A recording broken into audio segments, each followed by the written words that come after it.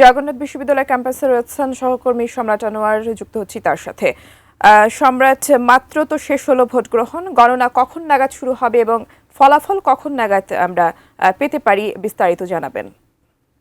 টুম্পা, এই ৩টা বাজে, ৩টার সময়ে আনুষ্ঠানিকভাবে জগন্নাথ বিশ্ববিদ্যালয় কেন্দ্রীয় ছাত্র সংসদ এবং হল সংসদের যে নির্বাচন, সেই নির্বাচনের ভোট আনুষ্ঠানিকভাবে শেষ হওয়ার কথা। তবে আমরা অনেক কেন্দ্রই দেখেছি যে সব কেন্দ্রগুলোতে বুথে ঢুকেছেন যেসব শিক্ষার্থীরা, অর্থাৎ ভোটাররা যারাই ভিতরে আছেন, তাদের ভোট নেওয়া হচ্ছে এখন পর্যন্ত।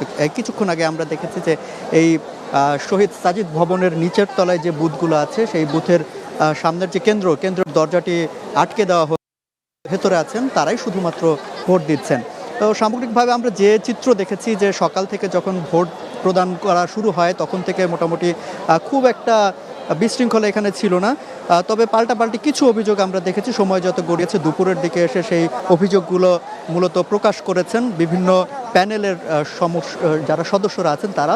কিছুক্ষণ আগে এখানে ছাত্র শিবিরের পক্ষ থেকে যিনি এজিএস প্রার্থী রয়েছেন, তিনি একটি এখানে গণমাধ্যমের সঙ্গে কথা বলেছেন এবং সেখানে প্রশ্ন ছিল যে ধরনের অভিযোগ তারা করছেন তারা কি আসলে নির্বাচন থেকে সরে যাবেন কিনা, সেরকম কোনো আশঙ্কা আছেন কিনা। তবে তারা যেটি জানিয়েছেন যে শিক্ষার্থীদের মধ্যে, ভোটারদের মধ্যে যে ধরনের উৎসাহ তারা দেখেছেন, সেই উৎসাহ তারা করেন, স্বাগত জানান এবং সেকে কেন্দ্র করে তারা বলছেন যে শিক্ষার্থীরা যে ম্যান্ডেটটা দেবেন সেই ম্যান্ডেটকে তারা মেনে নেবেন এবং নির্বাচন থেকে আসলে সরে দাঁড়ানোর কোনো সুযোগ তারা অন্তত দেখছেন না এখন পর্যন্ত।